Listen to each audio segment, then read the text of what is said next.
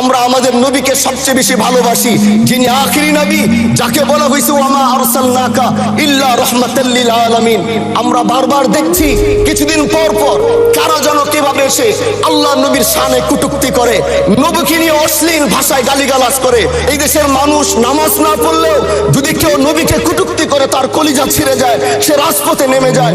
আমি বলবো যারা নবীকে কটূক্তি করে, নবীর নামে গালিগালাজ করে, এদের মৃত্যুদণ্ড, এই আইনটাও যেন বাংলাদেশের এই সংসদ থেকে পাশ করা হয়। মাননীয় স্পিকার, এলাকায় বলেছিলাম যে আমরা ন্যায়ের পক্ষে কথা বলবো, ইনসাফের পক্ষে কথা বলবো। তখন অনেকে হাত ধরে বলেছিল, হামজালা ভাই জাতীয় সংসদে যখন যাবেন একটু বললেন হাদি হত্যার বিচারটা যেন হয়। ন্যায়ের পক্ষে কথা বলেছিল, ইনসাফের আওয়াজ দিয়েছিল। আমাদের মতোই যুবক মাননীয় স্পিকার, তিনি এই যে স্বপ্ন বলেছিল এক সুন্দর বাংলাদেশ করবার, রাস্তার ভিতরে সেই স্বপ্ন থামিয়ে দেওয়া হয়েছে। এই বিচার যদি না হয় তাহলে আমাদের মতো আন্দোলনের নিরাপত্তাও রাস্তায় কেউ দিতে পারবে না মাননীয় স্পিকার।